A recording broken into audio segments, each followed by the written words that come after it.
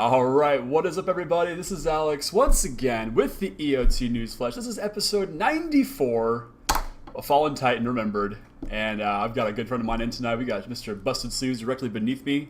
If you're watching the YouTubes, Shawn, how's it going tonight, man? Good, man. How you doing? Not too bad. We both look like we've been hit by a truck.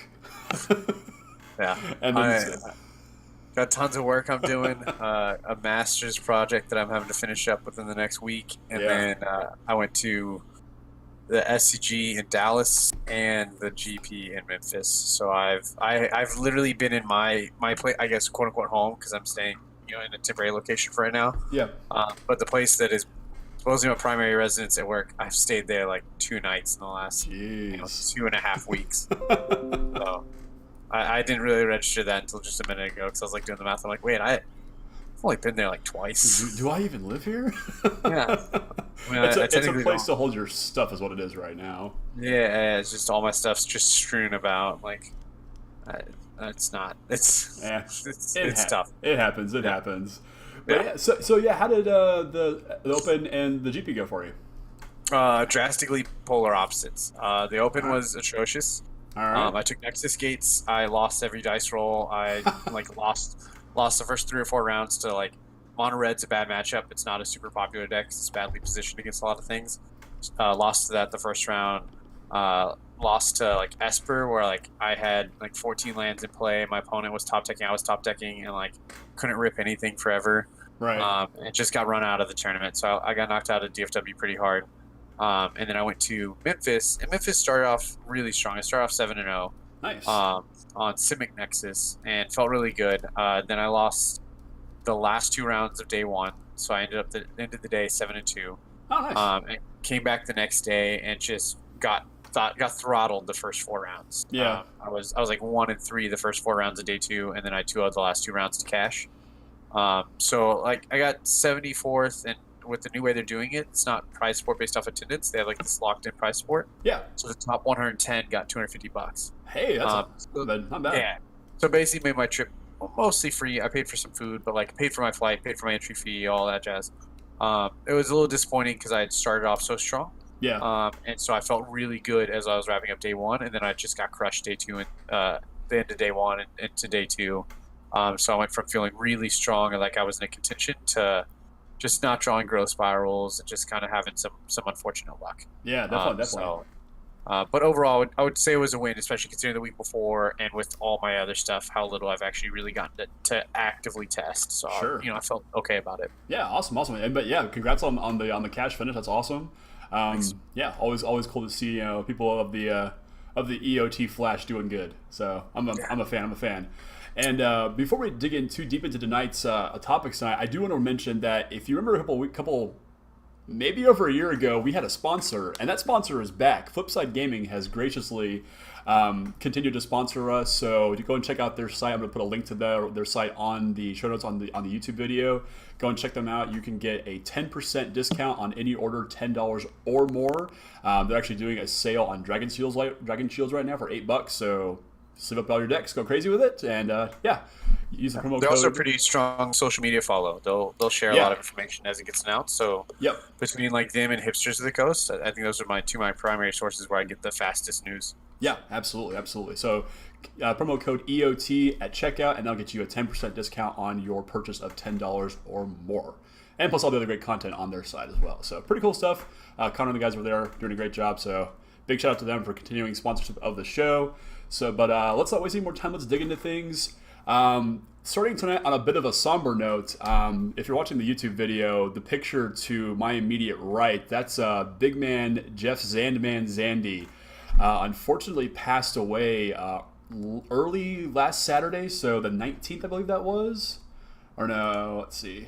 Yeah, the 16th. The 16th. Yeah, early on the 16th, he passed away. It was actually the evening, the 16th. The evening, yeah. Yeah, so, he was on a way to a date with his wife. Oh.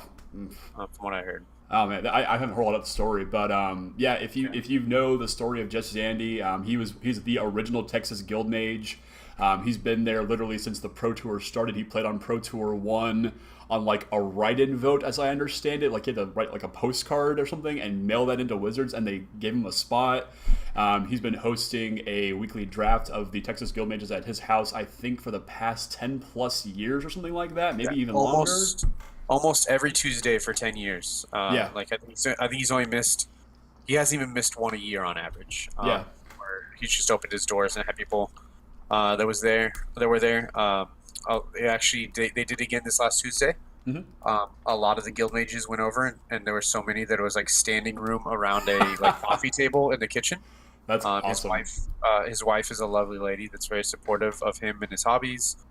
His son, that's how I got to know his family, is his son's, him and his son were both major DFW Magic players. Yep. Little Zandi. Yep. Yeah, it floored me. I didn't know him as well as a lot of people did. I knew him from a fair number of events and from online, and I would talk to him every time I saw him, and I loved having conversations with him. I wouldn't say I was as close, but it was one of those positive influences in the area that it hit me harder than I expected, like a lot harder than I expected. I've had a lot of issues with grandparents in recent years, and other family members, uncles and stuff, and aunts that have had issues, and friends that have had medical issues and people passing away. And so, like, when I found out about it, it was kind of weird because I was traveling to Memphis on Friday, and I had gotten on my phone, and like the first notification I saw was that Jeff Zandi that morning had liked to post that James Black had tagged me in about me recommending Marvis Miss Maisel. And like the next thing I saw when my Facebook refreshed was Lawson's post about him passing away to a heart attack. Yeah. So it's like a boom, boom, like, hey, is Jeff Zandi like this post? That's great. And then Jeff Zandi passed away. Yeah. And it was just really hard. And I still am trying to kind of like wrap my head around it. Like I can't envision tournaments in Texas without him present. Like I just can't. Whether he's judging or he's playing or he's floating around having conversations with people. Yeah. This last SCG, I got I think 13th or 16th in with Dredge. He got a picture of me playing against a guy he knew from Washington. Mm-hmm. And he walked up and just sat down and watched like half the match and had a conversation with both of us while we played the match, and it was just really, really great. I remember playing against him in the very first North Texas PPTQ. That was at the Arlington Convention Center. I beat him in the top 8 when he was on Chromatic, like the Bestow Chromatic. Yeah. And you won that tournament, didn't you? Yeah. And my hardest match all day was him. Yeah. He had this chromatic core that was like all 5 colors, and it had Bestow, and it was just a tough matchup. And so that was really hard. So he's got a Memorial Saturday, and it's gonna be really unfortunate that I'm out of town and I can't actually get back to Texas for it. Same here. But I'm looking into trying to figure out a way to get a petition together to try to get Magic to do an art on a card eventually for him. That'd be so sick. That'd be so sick. Yeah, I messaged a couple people and I haven't really heard a whole lot back yet, so I'm gonna just flat out not give up and start a petition. That'd be amazing. I mean, South US Magic want to be the same. Like I live in Orlando and there's some great shops, and I'm not bashing Orlando at all. Orlando is nothing like DFW in the terms of Magic, and a large part of that is because of the family relationship position that Jeff Zandi helped cultivate. There is no digital, social network of Magic players in Orlando, anything like DFW. And I think a large part of that is the tone that Zandi helped form in Dallas Fort Worth. So I think that guy should be. Luckily, I mean, he's been recognized by all the major websites. Channel Fireball, every website, their weekly wrap-up article. So I don't know, it's tough. And I know Channel Fireball also announced that they have Magic Fest Dallas in June. In June, yeah. And they are going to do a Jeff Zandi Memorial tournament where it's going to raise funds towards, I would assume, either funding the Hunter Burton or suicide prevention, because that was his big cause. Because he was the Hunter Burton spearhead. Mm-hmm. And so I'm not sure what they're going to put it towards, but they're doing a memorial charity tournament in his honor, which is great. I think it's awesome that other people around the country are recognizing, how much of a loss Texas had. Oh yeah. He's you can't really say that he's anything less than the backbone, the pillar of DFW Magic and Texas Magic in general. You mentioned the Hunter Burton Memorial Tournament. Unfortunately, Hunter took his life a number of years ago, and his parents approached Jeff to put the tournament together. It's, as far as I know and concerned and care, it's the biggest non-professional Magic tournament in the country. Just flat out. Amazing prize support, amazing side events, everything. It's just a big party for DFW Magic, celebrating his life, and now obviously we'll be celebrating Jeff's life moving forward. I've only talked to him a couple of times in my life. We played against each other at a PTQ, a sealed PTQ for Theros block. I narrowly think I beat him, maybe.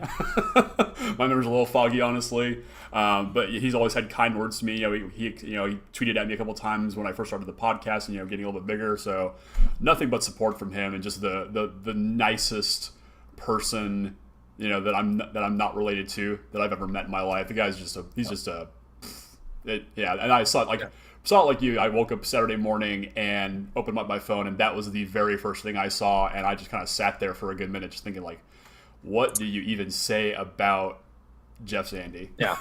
I would say my words. big takeaways with Jeff Zandi are, first of all, I love his family. I love his son. His son's great. I love Jeff Zandi, and I think one of the big takeaways is that he lived a life that people should pursue, right? Where more people love him than he can physically love them. Oh, yeah. He doesn't even know half the people who love him. There's more people who are enamored by who he is and how he treats others than he could possibly keep up with. Although with his impeccable ability to track information, I'm sure he had a spreadsheet of everyone he's interacted with. Because if you've tracked any of his sealed formats, things, that dude was really great with data. Yeah. And I remember going to one of the inaugural Guild Mages meetings at Common Grounds, and he had every draft deck from every Tuesday for the last 10 years. Yeah, the best draft deck of that week. They all played against each other. Yeah. I think it was from original Ravnica forward. Yep. And they battled everybody against each other. It was a free tournament when he provided some prize support to figure out which deck was the best deck. Yeah. Since in those years of time.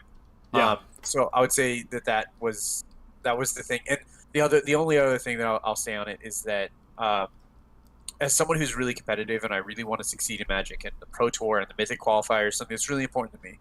A thing that Jeff Zandi, every time I interact with him, it was kind of a reminder, was the way he would interact with other people kind of reminded you that it is a person's game. It's a people's game. Absolutely. And it kind of would bring you back down. When you'd be really serious, you'd be taking it really hardcore, and then you would go to a tournament, and Jeff Zandi would be there, and you'd be there with your crew or your squad, and everybody's so focused on getting there, and then you have a conversation with Jeff Zandi, and everybody kind of looks at each other and goes, "Oh wait, there's other humans involved in this. Yeah, we're here to have fun.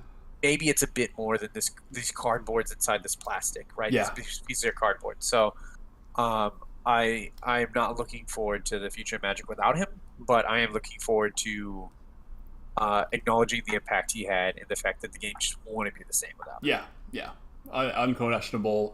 There's tons of articles written about him and all the things that he's done for the Guild Mages. The first Guild Mage is actually an article from Corbin Hostler, I think, on the Wizards homepage you can go find.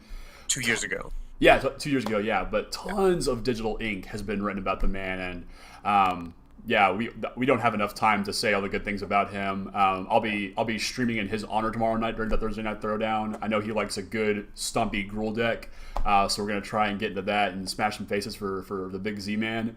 But yeah, all the respect in the world for the man, and we're dearly going to miss him. So wish his family the best, and yeah, okay, all right. I'm having to sip the water. Let's talk about the game we play. So let's talk about the game he loved. So yeah. Yeah. So let's move quickly. Last week we had a standard banning of sorts. Nexus of Fate, the stupid buy a box, take an extra turn, shuffle back in your library nonsense, got banned in Arena in best of one. The only format that it was actually negatively impacting, I think. And I know that, Shawn, you and I and Steven have had a conversation about this, and we're kind of on different sides of the fence, and I've kind of come back around to the understanding that it probably shouldn't be banned from other standard formats, which is a weird thing to say. It's just best of one. But what's kind of your take on banning a card from just a segment of standard? So my initial take was I didn't like it. I don't like having separate forms of ban lists. Yeah, same because here. it makes like I'm actually a really big fan of playing best of one. As like unpopular that is, I like playing best of one Yeah. when I don't know which decks I want to narrow down. Like if I'm on one or two decks, I play best of three and I fine tune and I figure out what the best 75 is. Mm-hmm. But like this standard format, there's a lot of decks, so I've played a lot of best of one with like 15 different decks. Mm-hmm. So best of one lets me kind of go, okay, which of these main decks do I feel good about? Because I feel a lot better going into a tournament going, I like this deck's ability to win some decent game ones and then find a way to win a game 2 or 3. Yeah. I'm not as worried about sideboards until I've narrowed down my pool. Sure. But now best of one's really not worth testing a whole lot because it's missing a piece, like a huge piece. Such a big piece of the format is gone. Yeah. Now, arguably, it also made best of one not worth testing because so many decks were playing cards they shouldn't play in their main deck. Also very true. Yeah. Unmoored egos and stuff. Yeah. But I came around to the fact that I think it is for the best. Because I don't think it needs to be banned in standard. It is not putting up dominant enough results to justify a ban in standard. In paper Magic, when there's judges present, the reason it got banned was because there's not judges online. Yeah. And there's only the rope. There's not an overarching timer. So you would have people who would have no win conditions because they lost them all. Yeah. And they would just cast Nexus. Like I've had friends who like have sent me screenshots where they've been playing a game of against Nexus for well over an hour and a half. And nobody can win.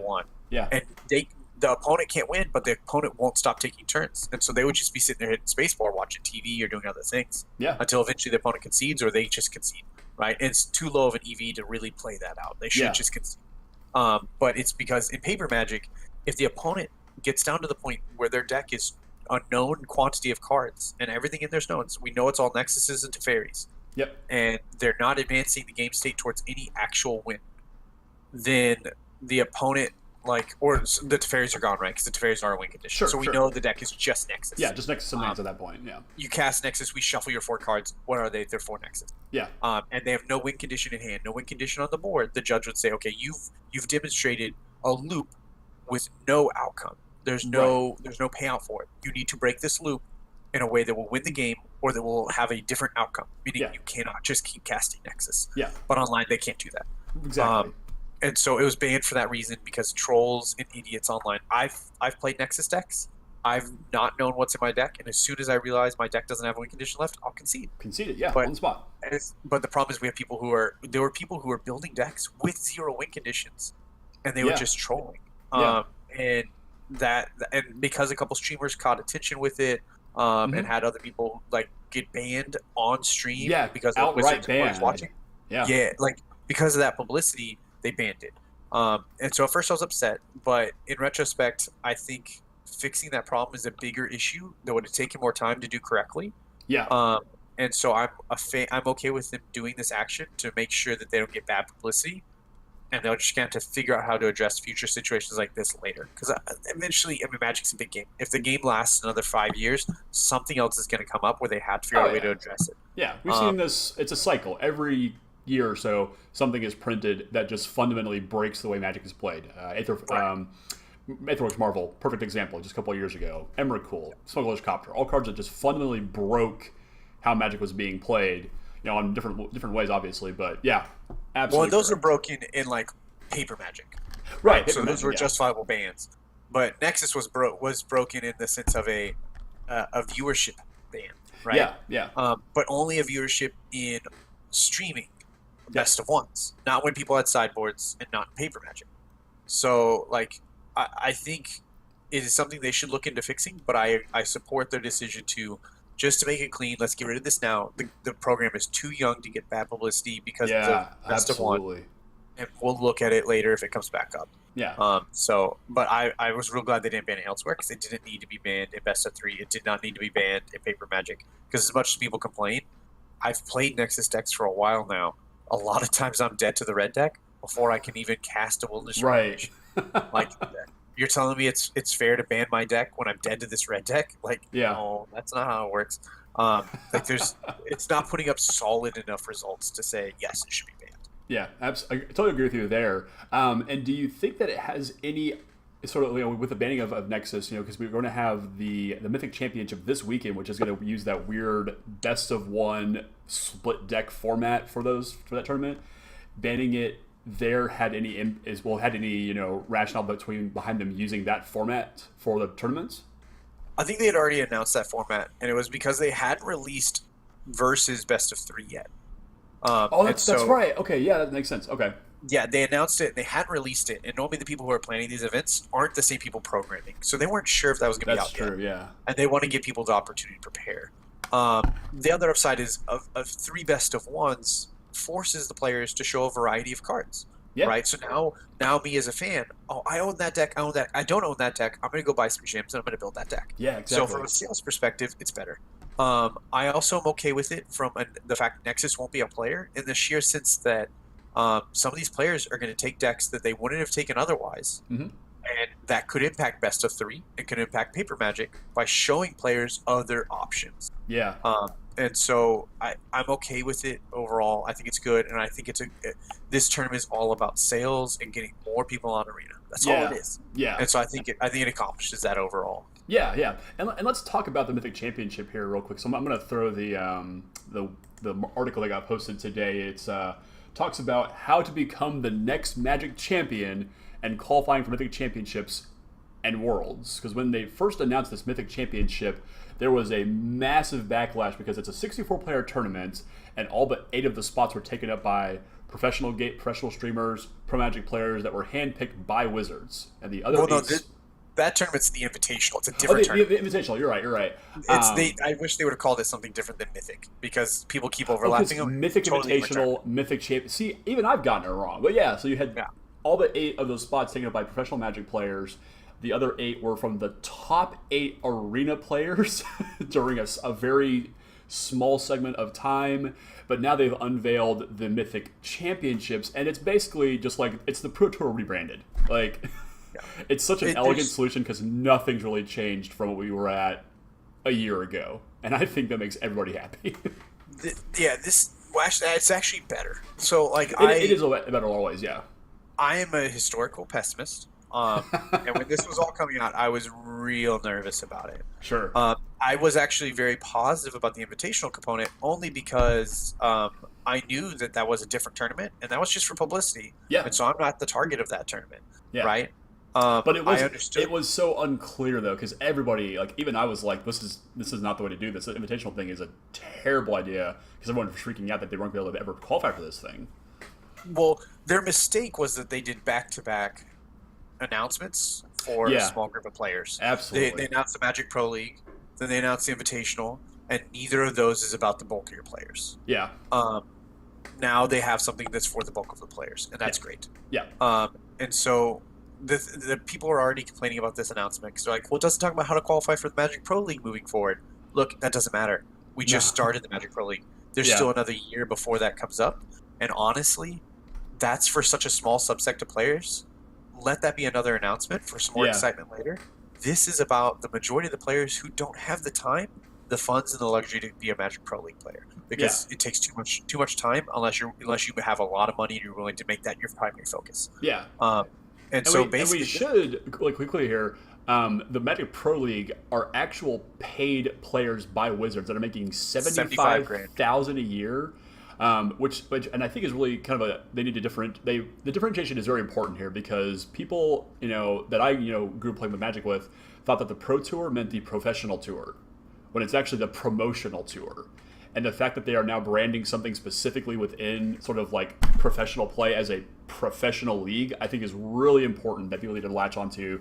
And if that was something that you were confused about, need to latch onto that and understand that now instead of getting all bent out of shape about things. Yeah. Well, they get $75,000 plus they get whatever tournament winnings they get. That's true. Yeah. They're really getting so the really good ones, especially if they do Twitch Rivals tournaments and online tournaments. Yeah. Because some of these tournaments, like the Invitational, I think you get $3,000 just for showing up. Yeah, it's something ridiculous. So they're really getting $85,000 to $100,000 a year. Yeah, which is great. But most of us don't have the time to do that. So this announcement really took it. It's actually it's the old PTQ system. Yes, with a slightly more narrow door, which is fine. I think. Fine. Yeah, I'm completely fine with that because their problem with the old PTQ system was they're getting too big. Yeah. So they limited that by saying, you guys can't just play PTQs and not show up to any other tournaments. It's actually good for stores, Yeah, right? because you have to play F&M now. You've got to go to Right. local events, which is amazing. So let's go to the main concern, which was everybody's concern, which is how do I qualify without going to GPs and without playing online? And that is the old PPTQ RPTQ system, and before that the old PTQ system. Mm-hmm. Well, that was replaced with now from April to June. If you accrue 200 Planeswalker points, you get an invitation to one of like 100 and something. 150 global tournaments. Right, 150 global tournaments. I don't know if it's all on the same weekend. I didn't really notice all that information, but 150 global tournaments for the Mythic Championship. Yep. 200 Planeswalker points doesn't sound bad to the old way, but it's bad in the new way because you don't have RPTQs and things like that with point modifiers. And so my concern was like, well, if they make it based on Planeswalker points and they say it's like 500 or 1,000 points to qualify, and we don't have PPTQs, how are we supposed to get the points to qualify? Well, so their exchange was, we're going to make it a window that you have to get these points in. So it's only a small amount of time. Yep. But we're going to make it a smaller number, and we're modifying FNMs. Yeah, double Planeswalker points. Right. Now, the thing that I was confused about is it says double Planeswalker points on competitive FNMs. FNMs previously have always been casual realm. Yeah, which is an interesting distinction that they made here.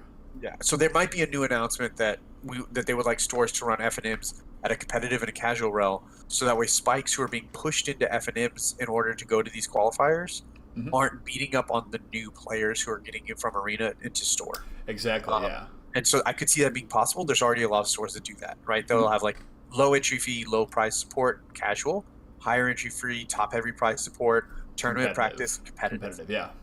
And so that would be fine. But people have to go to stores now unless they travel to GPs, which they can accrue points for the qualification in like one GP. Yeah, super easy. Yeah. So I think overall it's good. It's a little frustrating for somebody like myself who just realized I'm no longer doing FNMs because I travel on Friday nights now. Yep. But luckily during that time frame I might not be working quite as much because it'll be the end of the school year. But overall I think it's a win. Yeah. So you qualify by getting 200 points, going to one of these tournaments, and succeeding one of the tournaments. I didn't really see if it's top 8 or first place or how the qualifying works. I've got it right here. So there's actually a bit of a swap here. So there's 150 Planeswalker points from May 11th to June 16th, and that gets you into the the qualifiers for Barcelona, if I'm reading this correctly. And then when the qualification season begins for events in Richmond, the Richmond Mythic Championship, that's 200, and that's April 1st to June 30th. So I'm not really quite sure why they're making the change, but I'm assuming it's like because of the fact that it's relatively close, time-wise. But let's see here. It also looks like you might be able to double up your points. Now, it's worth noting that as far as I've seen, they're still using this thing they announced last year, which is you qualify for the next Pro Tour in your region. So unless you're buying yourself a plane, like I don't think you can qualify for Barcelona if you're a U.S.-based player. Not through this route. I think you qualify through I'm not sure. It might be that this one is because there was one way where they'll buy you a ticket still. Yeah. And there's a way that you weren't. I know GPs. I think GPs were regional, and those terms regional. Maybe this is the one where they'll send people. It wasn't super clear. Yeah, there's a lot of details. I mean, they put a lot of information out, which is great. We're talking about how Magic Fest are going to feature ways to qualify. Players who finish with the top 8 or 39 match points at a Grand Prix. I don't like how they're specifying Grand Prix and Magic Fest as the same thing. It's really kind of confusing, but I guess Magic Fest is like the umbrella thing, and Grand Prix is what's inside the Magic Fest. It's kind of weird. Well, Magic Fest are Grand Prix now, and the Mythic Championships are Pro Tours that happen at a Magic Fest. Right. Yeah. 39 match points or top 8 at a Grand Prix gets an invite. Top 4 teams and all their teams with at least 36 match points at a team Grand Prix get invites. And the Grand Prix that qualify players for Barcelona include Tampa in a few weeks, Bilbao, Kyoto, Calgary, San Paulo, Niagara Falls, Yokohama, London, Madison, Kansas City, and Providence. And then a lot more information is going to be coming down the pipeline in the very near future here. I think Wizards kind of waited till the last second, as always, to really just dump all this information on us. But it's a good information dump. I'm really pleased that it's a much more reasonable thing to do now. Like I was completely off the fact that I could never go to the Mythic Championship, but now 200 Planeswalker points in a month or however long it is, it's not that hard. You go a few draps a week and then you're kind of there. Yeah, and do well. I shouldn't say just go. You have to do well, obviously. right. And this kind of gets a lot of there was a lot of PPTQ players I would interact with. I qualified for a fair number of RPTQs, but I knew a lot of people who just kept losing in top 8s, and they were always frustrated. Yeah. Like, I should be able to get an invite just off Planeswalker points because I've been doing so well all the time. And I'm like, but there's not really a scale for that. Well, they built a scale for that. Yeah. And well, and originally, if you remember a couple of years ago when Planeswalker points were first introduced, you could qualify for the Pro Tour just on mass quantity of Planeswalker points, which was a horrible idea because people would be going to multiple FNMs in a night, signing up and dropping and just reaping the points for it, and really screwed up the system for a lot of people. Well, so I wasn't around when that was happening. Oh, but, that was a mess. Yeah, and I know that the people are doing that, abusing the point system. I know they can get their DCI number in trouble and stuff. Yeah. But I'm glad they stopped that. I also, there's a lot of information to take out of this. There's a lot they need to clarify, but there's so many people who are like, I'm struggling to read this. Can somebody summarize it for me? That I don't think they could have fit more in. So this is fine. It's one of the rare situations where Magic gave us too much information. Right. But another component I really liked was people were really up in arms by the top 8 qualifying for the invitational component, right? Because they were like, you're going to have people who are going to spend 72 hours, no sleep, at their computer, not eating, not leaving the house, grinding, and the last 3 days of the season trying to top 8 on Arena for the invitational. And that's not healthy. Yeah, and hope to not fall out at the last minute. Yeah. And then I like in this system, it's the top 1,000 Mythic players on Arena qualify for a series of tournaments that then qualify them for the Mythic Arena. Which is awesome. Mythic Championship. Yeah. So I'm a fan of how they did that as far as a way to say, like, you guys don't need to play nonstop. You can leave and go to work. You can go to sleep and not fall out of 1,000. Yeah. So I like the fact that they and I'm sure invitationals and stuff and other special events, so it's got to be more narrow, so this will be hard to do. But I do like that they didn't keep that like just top 8 situation. Yeah. So I overall I think this announcement was a far better announcement than what I was expecting to get. I was really expecting it to be like completely out of touch. Yeah. It's so nice to see, like you said, Wizards give us more information than we were expecting them to. I was saying, so many people were kind of already down and out, thinking they'll never be able to play in a big professional tournament ever again, just because of the precedent that was set with the Mythic Invitational. But this has just sort of like turned the lights back on. Everyone's like, yeah, this is great, and we've talked about how it's a little bit like the old PTQ system, which I still remember those road trips that we would take, you, James, and everybody else would go with us, and on these massively long road trips, stay in a crappy hotel, play in a Magic tournament, and then drive back all in the same night. One of us, doing well, maybe none of us did well, and stopping at Buc-ee's on the way back, and having some, Buc-ee nuggets or whatever, and commiserating together or celebrating together. Like it feels like we're getting back to that point, and that makes me excited, really excited. Yeah. I think overall it's a win. Yeah, very positive announcement. They definitely need to work on their communication, because I was just noticing they had announced that there was going to be like six Pro Tours this year, and then they switched it back to 4. And really what it is there's 7 Mythic Championships, just 3 of them are arena-based. Yep. And so what it was is just bad communication from Wizards. So that's why we just keep getting these awkward announcements that don't all line up. Yeah, and what they really need to do is stop making announcements about announcements that they'll be announcing. Like, I hate when they do announcement day, and it's all the things that they're going to be talking about in 6 to 8 months, and it's like the biggest build in the world, and we're all like, okay, that was great. We'll see you guys later. I mean, nobody goes onto the Magic website for anything really other than announcements like this that wants to ghost town. Well, and it is worth noting, one of the last takeaways is that if you are choosing between paper and digital grinding and you don't mind which, arena grinding is still better. Yep. Because the 4 tabletop pro, I still call them Pro Tours. The 4 tabletop Pro Tours have $500,000 prize pools. The 3 MTG Arena Pro Tours have $750,000 prize pools. Yep. The difference is the tabletop is up to 500 players, right? Mm-hmm. So that's $1,000 per player into the prize pool. The arena is 52 players. Yeah. So that's like over $10,000 into the prize pool per player. Yeah. So like the EV of the arena ones is so much higher. And it's because they really want to stop renting out convention centers and doing all this. They want to have an online tournament, right? Yeah. I don't know if they're going to be actually. They might be on site. Yeah, it looks like they might be because it's TBA as far as location. Yeah. Oh, no, dates are TBA. Yep. So yeah, it looks like they're online tournaments, and so they're putting an extra $250,000 in the prize pool for the arena Mythic Championships, and they're cutting the players by like 10, like it's 10 times more players at a tabletop than an arena. Yeah. So higher EV to qualifying with arena than it is for qualifying with paper. Yeah, absolutely. And I'll put a link in the show notes to this article, and all the graphics that they have for it, because it's a really in-depth read here, and there's a lot to take from it. So we've by no means gone over everything here, but it's a good info dump, and definitely you want to keep your eye on the space, in the coming weeks. And I think there's even announcements about Modern coming up before the end of this month, according to a live stream that Wizards did a couple weeks ago. So keep your eyes on the Wizards homepage for for the first time and probably forever for some people out there, and get ready to play more Magic, because it's time to play more Magic. Well, all right. I think that wraps it up for tonight. I know Shawn and I are both very tired and very busy this week, so a little bit of a short episode tonight, but big thanks to you for hanging out tonight with us. Again, big shout out to Jeff Zandi and his family. We'll be thinking about them, in the coming weeks.